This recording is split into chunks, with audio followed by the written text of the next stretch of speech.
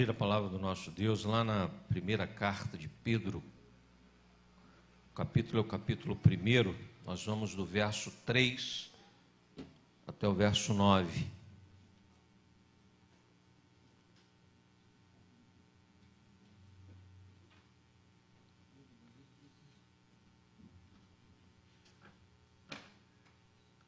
Eu lerei, os irmãos acompanharão da maneira que se encontram. Diz assim a palavra do nosso Deus: Bendito o Deus e Pai de nosso Senhor Jesus Cristo, que segundo a sua muita misericórdia, nos regenerou para uma viva esperança, mediante a ressurreição de Jesus Cristo dentre os mortos, para uma herança incorruptível, sem mácula, imarcessível, reservada nos céus para vós outros, que sois guardados pelo poder de Deus, mediante a fé, para a salvação preparada para revelar-se no último tempo. Nisso exultais, embora no presente, por breve tempo, se necessário, sejais contristados por várias provações, para que, uma vez confirmado o valor da vossa fé, muito mais preciosa do que ouro perecível, mesmo apurado por fogo, redunde em louvor, glória e honra na revelação de Jesus Cristo, a quem, não havendo visto, amais, no qual, não vendo agora, mas crendo, exultais, com alegria indizível e cheia de glória, obtendo o fim da vossa fé, a salvação da vossa alma. Oremos. Senhor nosso Deus, mais uma vez, Senhor, nós te pedimos por iluminação, que Tu nos abençoes, Senhor, no decorrer do sermão, a fim de que possamos sair daqui, Senhor, edificados, alimentados pela Tua palavra.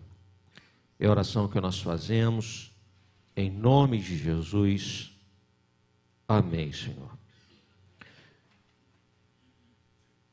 Irmãos, o texto que nós acabamos de ler é uma carta que Pedro envia àqueles que estavam desterrados, que estavam sofrendo perseguição, aqueles que foram dispersos por conta da perseguição em Jerusalém. Essa mensagem enviada por Pedro é uma mensagem de socorro. Dessa mensagem, aqueles homens e aquelas mulheres dependiam para continuarem firmes na caminhada. E ele, como um bom pastor, pastor daquelas ovelhas, daquele rebanho, ele envia essa mensagem. Mensagem que fala sobre força, mensagem que motiva, e ele mostra que a origem da força que nos motiva não está nas circunstâncias que enfrentamos, não está nas nossas posses, não está no local onde nós estamos estabelecidos, porque aquelas pessoas perderam tudo isso.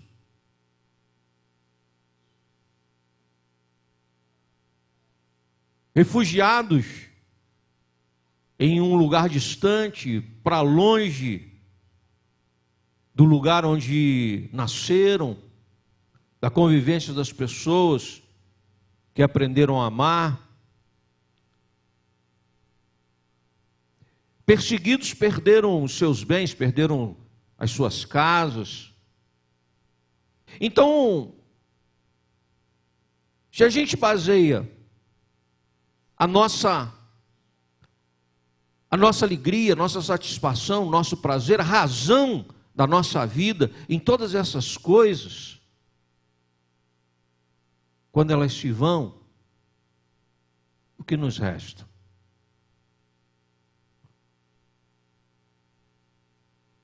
Aí Pedro então toca em questões que são essenciais. Sabe por quê? Porque é uma diferença entre aquilo que é essencial e aquilo que é fundamental. É fundamental você ter uma casa, uma habitação, é fundamental. É ou não é? É. É fundamental que você tenha relacionamentos com as pessoas à sua volta, é fundamental. Mas essencial é aquilo que, se você perde, você acaba.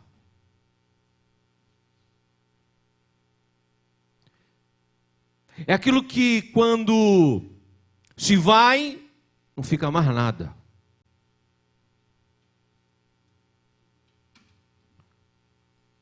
Essencial é o amor.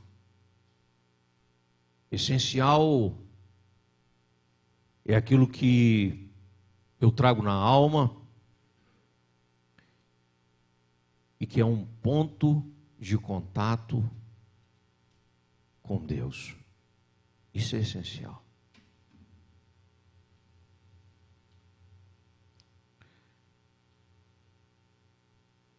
Pessoas relatam diversas razões para a falta de força e desmotivação. Eu vou elencar algumas aqui. Se a gente conversa, a gente vai encontrar essas questões nas conversas com pessoas que estão desanimadas, desmotivadas. Algumas dizem que o estresse, situações de estresse prolongado, como pressão no trabalho, problemas pessoais, dívidas, podem esgotar as energias e levar a um total desânimo. Outras falam sobre experiências traumáticas, como o luto, a violência, o abuso. E tudo isso gera impacto profundo no bem-estar emocional, causando desmotivação e vazio. Outras pessoas vão falar sobre a ausência de metas, de propósito na vida. E aí, a falta de metas, de propósito, pode levar também à desmotivação, a um sentimento de vazio existencial, sabe? Um telos, assim, uma finalidade para a vida.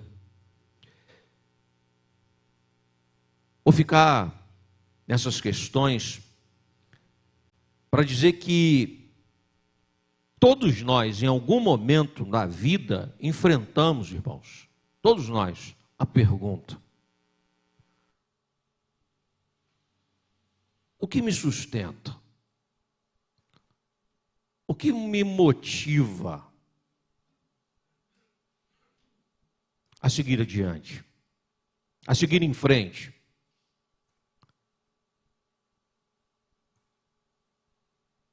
Porque a resposta a essas perguntas é que, de fato, vão deixar bem claro qual é o nosso posicionamento diante de Deus, diante da vida. Questões fundamentais que você precisa procurar responder, e eu preciso procurar responder diante de Deus. Eu não posso responder por você. Você não pode responder pelas pessoas que você ama. É uma questão pessoal. E aí a palavra do Senhor é ela que nos socorre, é ela que aponta para nós aquilo que não podemos perder de vista. Mesmo passando por momentos de grande tribulação, para os cristãos da dispersão, para quem Pedro estava escrevendo essa carta, perseguidos, isolados, desarraigados, essas perguntas não eram meramente teóricas, era uma questão de sobrevivência espiritual.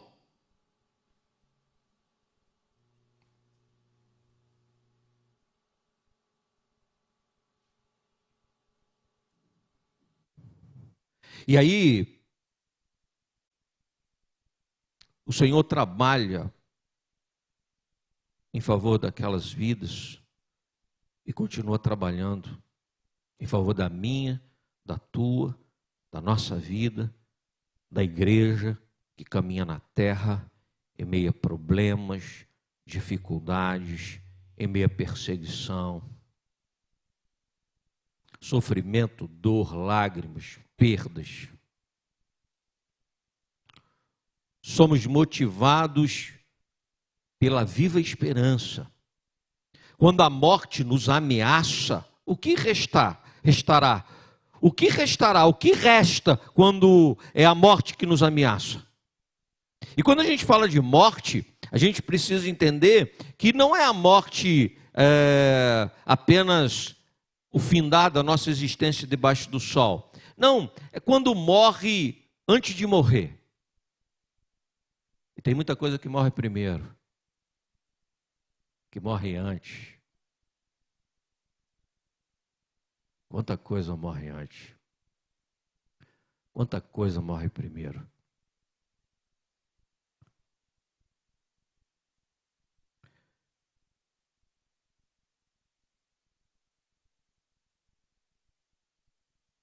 Lá no paraíso, tudo certo, tudo perfeito. Certamente, se comer do fruto, transgredir a vontade de Deus, certamente vão experimentar morte. Comeram, não morreram imediatamente. Porque tem coisa que morre primeiro. O relacionamento com Deus direto.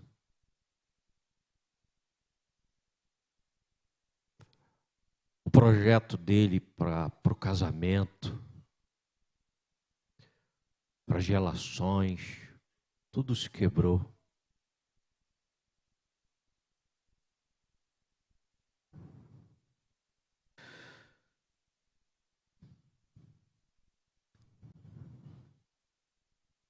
Mas aí ele diz o seguinte: bendito Deus e Pai de nosso Senhor Jesus Cristo, que segundo a sua muita misericórdia, nos regenerou para uma viva esperança mediante a ressurreição de Jesus Cristo dentre os mortos. Ora, a solução para tudo aquilo que morre é Jesus Cristo. Aquilo que está sepultado é Jesus Cristo, porque Ele venceu a morte.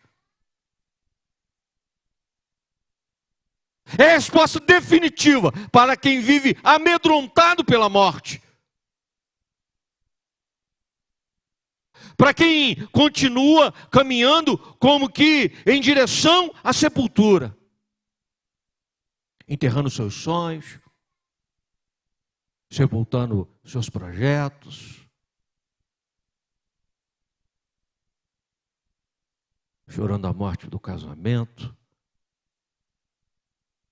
o distanciamento dos filhos.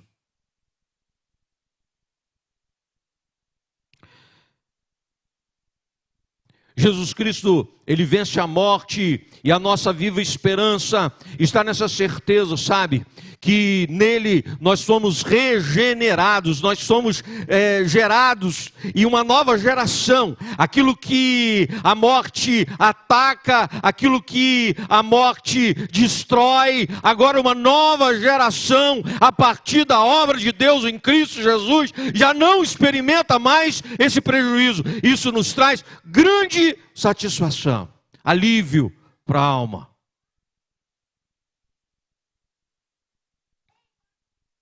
Essa é a boa nova. Esse é o tratamento.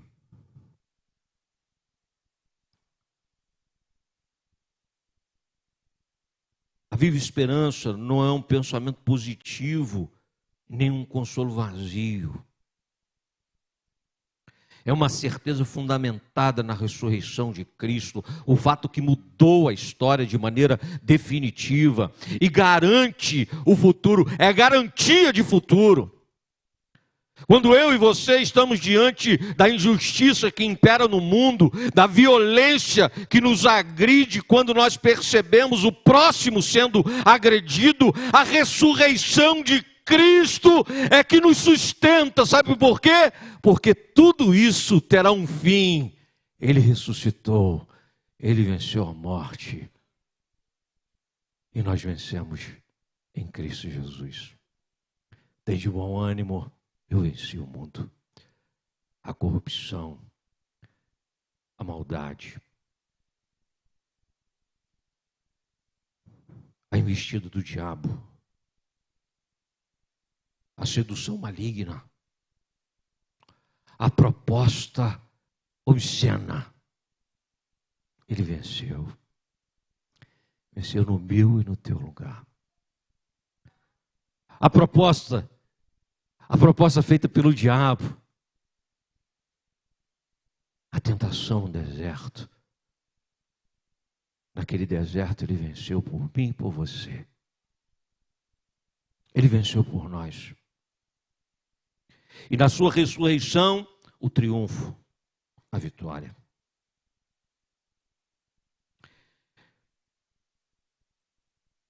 Nós somos motivados pela certeza de uma herança eterna, quando tudo é efêmero e não há mais garantias, quando tudo, aos nossos olhos, é passageiro e aquele pessoal perdeu as coisas que tinham. Ele diz o seguinte,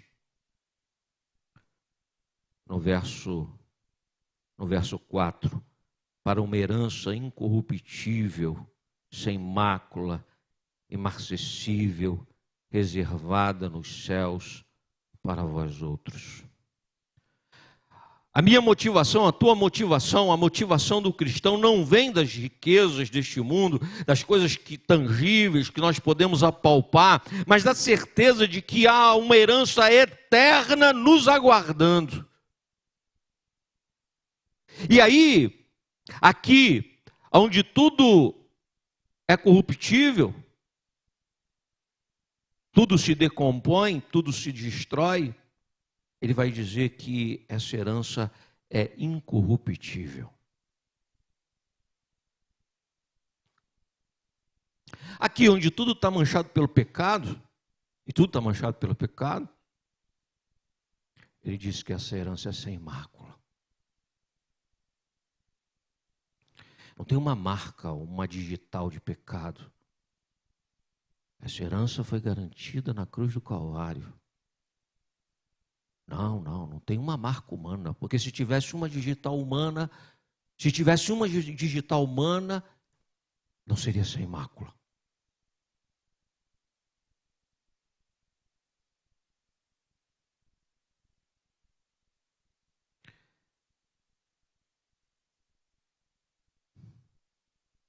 É imarcessível, não envelhece, não enruga, não amassa. Não é como as coisas que nós temos e possuímos, que vai perdendo valor ao passar do tempo, vai se desgastando.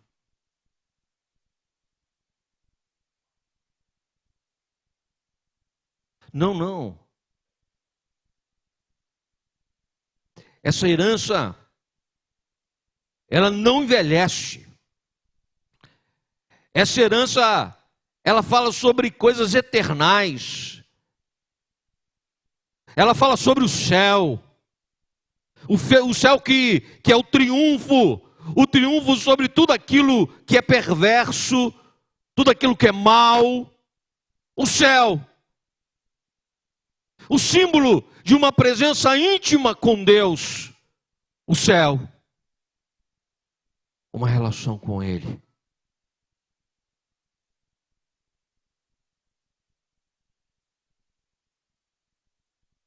Sem que haja uma cerca que nos impeça.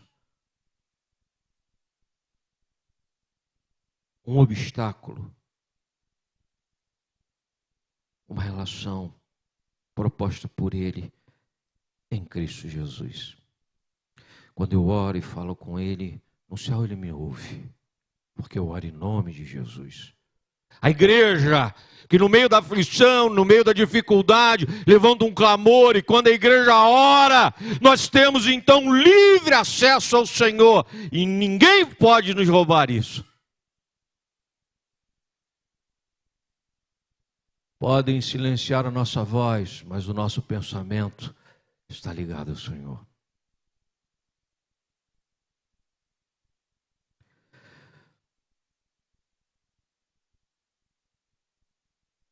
E ele diz o seguinte: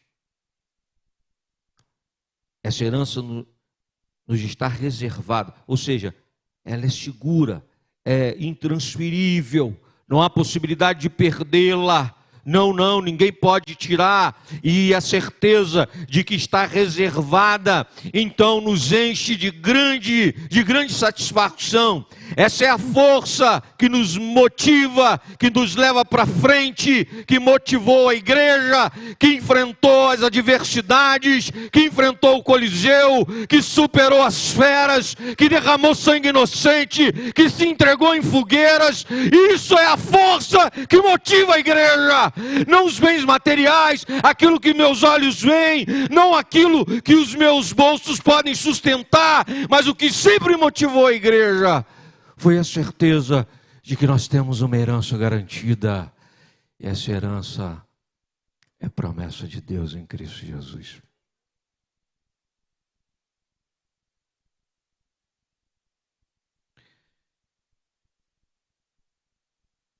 Nós somos motivados pelo poder de Deus, um poder que nos guarda.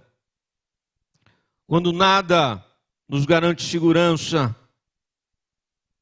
é a palavra do Senhor, e Pedro escreve dizendo: sois guardados pelo poder de Deus, mediante a fé. Não apenas a herança está segura, nós também estamos seguros. Ninguém pode nos separar do amor de Deus, ninguém poderá nos separar do amor de Deus, ninguém.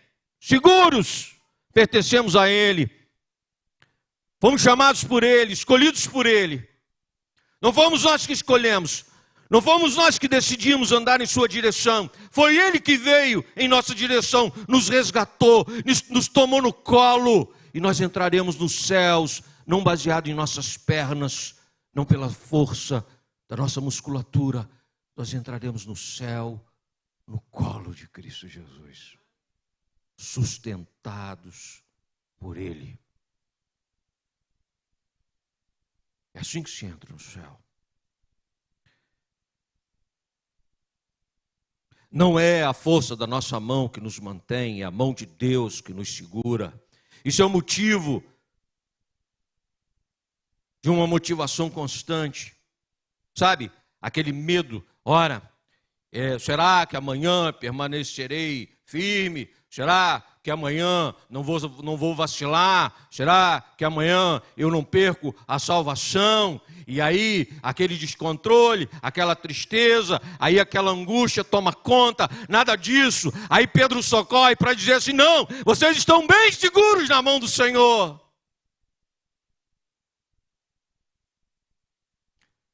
Ninguém ficará pelo caminho, porque não é pela nossa força e nem pela nossa condição,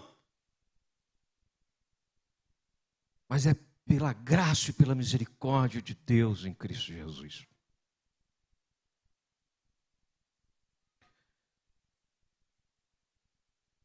E Pedro continua trabalhando o coração da igreja, trabalhando o meu, trabalhando o teu. Nós somos motivados mesmo nas provações. A Bíblia não fala que a nossa segurança está na certeza de que em Cristo Jesus não passaremos por dificuldades. A Bíblia não fala que nós estamos bem seguros e o motivo da nossa força é não passarmos por aflições e nem por problemas financeiros, porque nós estamos com Cristo. A Bíblia não diz isso. Pedro está escrevendo para uma igreja que está experimentando exatamente isso. O que a Bíblia diz? O que a Bíblia nos ensina? Nós somos motivados mesmo nas provações, a despeito de todas elas. Porque quando tudo é difícil, é a palavra do Senhor que nos socorre. Se necessário, sejais contristados por várias provações, para que a vossa fé redunde em louvor, glória e honra. Pedro não esconde a realidade do sofrimento. A Bíblia não nos esconde.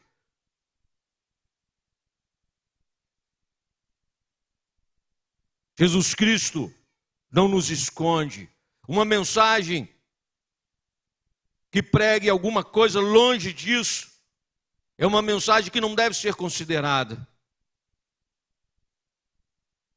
As dificuldades, a nossa fé é refinada. A dificuldade gera glória eterna. A dificuldade gera oportunidade de testemunho. O sangue dos cristãos, mártires, que ainda hoje caem em partes da África, da Indonésia, da China, na Colômbia,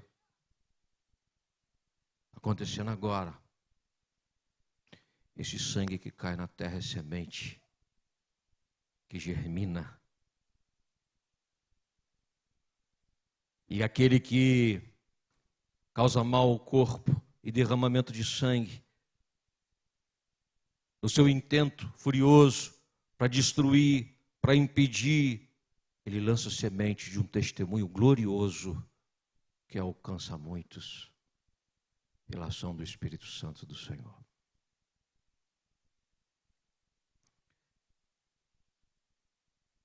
Quando nós observamos que a dor, ela não anula a esperança, pelo contrário, ela nos fortalece. A alegria, a minha alegria, a tua alegria, não é ausência de sofrimento, mas é a presença de sentido no sofrimento em que nós passamos. A certeza de que Deus está conosco, isso ninguém poderá nos tirar.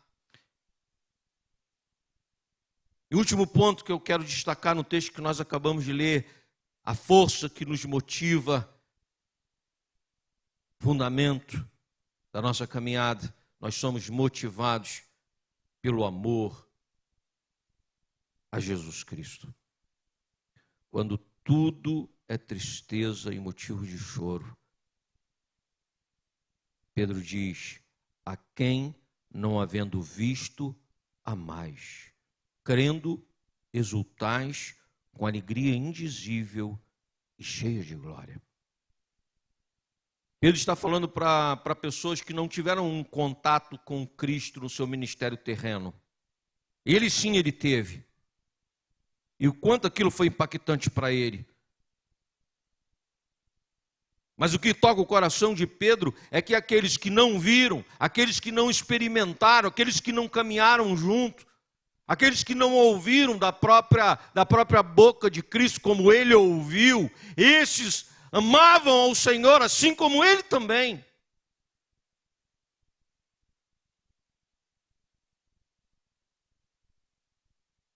Nós amamos a Cristo. E porque nós amamos a Cristo, nós continuamos com os nossos olhos voltados para Ele. Independente das circunstâncias, os nossos olhos estão no Senhor. Quando nós paramos e olhamos para as dificuldades e para os problemas, aí tudo parece treva, tudo parece morte, tudo parece perdição. Mas quando nós olhamos para Cristo, tudo que nós vemos é amor.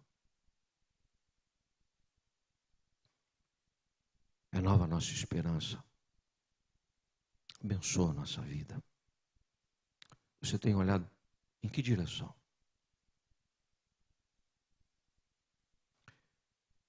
Todas as vezes que a gente olha para a direção errada, o nosso coração amarga. Todas as vezes que a gente olha para a direção errada, a gente tropeça. Todas as vezes que os nossos olhos estão voltados para a direção equivocada, a gente começa a cogitar sobre as coisas da carne.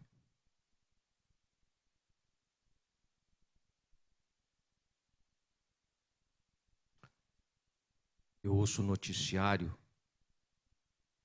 eu me desespero.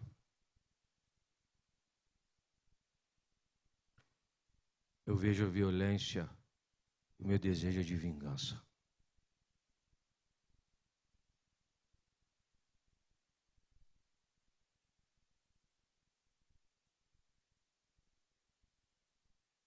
quando alguém se levanta contra, eu penso em espada. Mas quando os meus olhos estão em Cristo, eu penso que eu também não merecia. Eu penso que, para mim, a solução era a morte.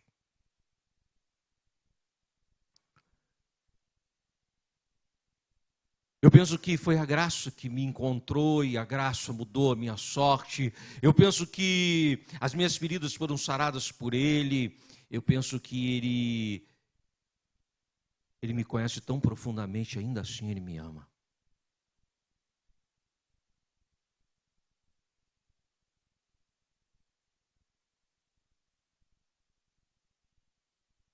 Quando nós caminhamos com os nossos olhos voltados para Cristo Jesus, a nossa fé é invencível.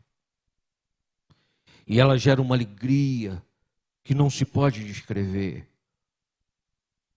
Uma alegria que é cheia de glória.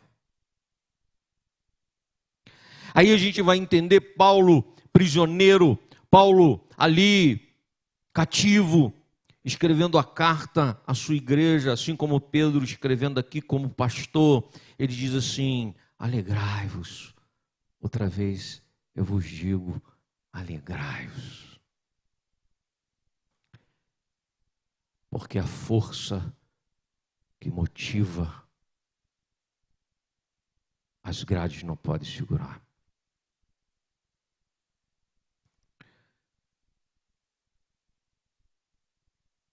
Me lembro da conversão de Robert Calley, médico.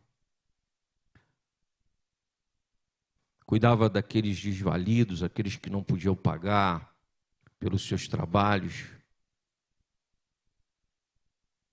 O reverendo Robert Calley, num desses atendimentos, ele se deparou com uma senhora já no leito de morte, extremamente doente, e ela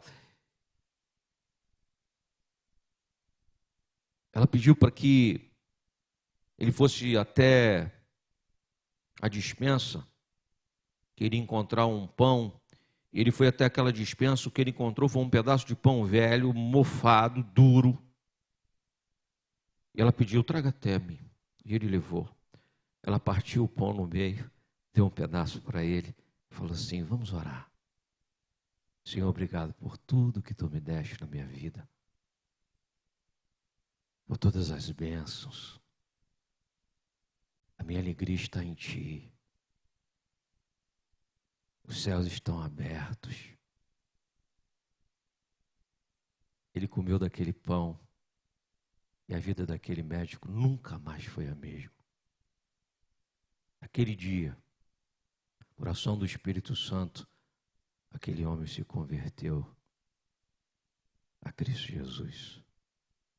Por quê? Porque o médico não conseguia compreender, a mente do intelectual não consegue ver o motivo daquela alegria, mas quando tocado pelo Espírito Santo, ele vê a glória de Deus e ele entende o que é experimentar a alegria do Senhor, porque é a nossa força.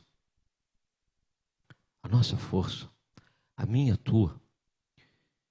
Aquela senhora no leito de morte, no partir do pão, no agradecimento, poucos minutos antes de ter o seu encontro com Cristo Jesus, ela deu um testemunho que mudou a vida daquele homem. Aquele homem, ele veio ser missionário na Ilha da Madeira, saindo da Escócia, na Ilha da Madeira. Na Ilha da Madeira saiu perseguido, queimaram tudo que ele tinha. Ele precisou fugir às pressas com a esposa, Dona Sara. A Dona Sara é a letrista da maioria dos nossos hinos aí do nosso seminário presbiteriano. Dona Sara Calley. Aí, professora, ele médico. O sonho dele era ser missionário na China. Mas porque ele já dominava o português, ele veio para o Brasil. aqui ele começa um trabalho evangelístico. Gostaria de dizer para os irmãos que a primeira escola bíblica dominical do Brasil, em Petrópolis, ele e a sua esposa, ensinando, educando, matemática, português, oração, Bíblia. A primeira vez no Brasil, isso não vou te contar na faculdade, não vão falar para você na sala de aula, não vão te contar. A primeira vez que negros frequentaram uma sala de aula no Brasil foi na escola bíblica dominical do reverendo Cali e da sua esposa, em Petrópolis. Porque uma senhora, que parecia não ter nada para oferecer, numa condição miserável aos olhos dos homens, partiu um pão duro e mofado com aquele homem e deu graças por tudo que o Senhor lhe proporcionava. Irmãos, nós temos mais do que um mero pedaço de pão velho, muito mais. Qual é o motivo do teu desespero? Qual é o motivo da tua falta de força? Por que você se encontra desmotivado? Você está com os olhos no lugar errado. Coloque os teus olhos no Senhor. Nunca jamais te faltará força. Nunca jamais nos faltará motivação. Faremos e faremos para a glória de Deus. Viveremos e viveremos para a glória de Deus. Que Ele nos abençoe.